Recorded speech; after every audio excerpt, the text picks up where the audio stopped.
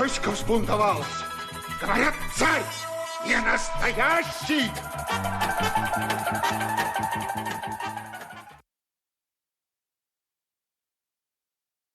Добрый вечер, уважаемые телезрители и радиослушатели. Поздравляем вас с Днем Республики Саха-Якутия.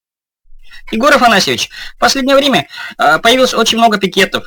Люди выходят на улицы и высказывают свое недовольство. Как вы относитесь к таким явлениям? Но то, что сегодня происходит, люди, которые для себя сделали вывод, не согласны с тем или иным решением органов власти. Если возникают какие-то резонансные темы, которые общество не принимает и выходят на улицу, это же я абсолютно поддерживаю. Я этого добивался. Вот, наверное, помните? Ай да, Егор Афанасьевич, ай да, шутник. Прекрасно мы все помним.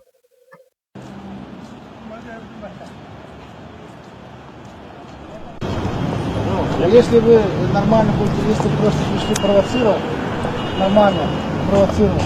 Я не провоцирую, я представляю, поговорим. Ну вы кто такой сам? Я поговорить? Нет, я общественный.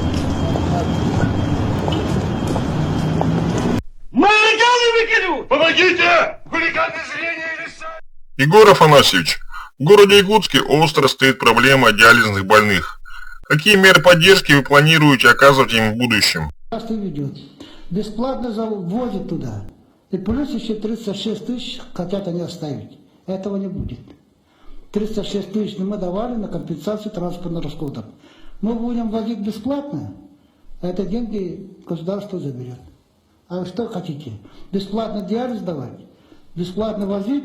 Еще плюс какие-то... Они же за инвалидность получают, и плюс к нему еще деньги хотят получить. Я мзду не беру, меня за державу. Кроме этого, у нас еще есть... Если вы хотите придумать что-то, за что-то придираться, пожалуйста, задавайте вопросы. Я вам ответил на ваш вопрос. Добрый вечер, Якутск, добрый вечер, конечно же, республика, которая сегодня празднует свой день рождения. Буквально несколько минут тому назад в здании театра, Государственного театра оперы и балета завершилось торжественное собрание общественности, посвященное этому праздничному дню. И здесь со мной находятся представители нашей якутской молодежи, которых тоже есть что спросить главу. Давайте. Егор Афанасьевич, правда ли, пользуясь своим авторитетом, вы содействовали своим доверенным лицам и соратникам, дабы избежать им ответственности по нашумевшим ДТП, в которых пострадали люди? Этим я отвечу еще на один вопрос, потому что иногда проявляются такие какие-то желания, чтобы я кому-то где-то что-то вмешивался в таких делах. Я еще раз сегодня хочу подчеркнуть, ни в один суд, ни в один следственный орган за всю свою историю работы правительства за 23 года ни разу не обращался, кроме одного случая. О чем я говорил? О том, что ко мне обратились родители одного подсудимого, который рассматривался на коллегии Верховного суда. Я обратился к коллегии Верховного суда как к коллегиальному органу.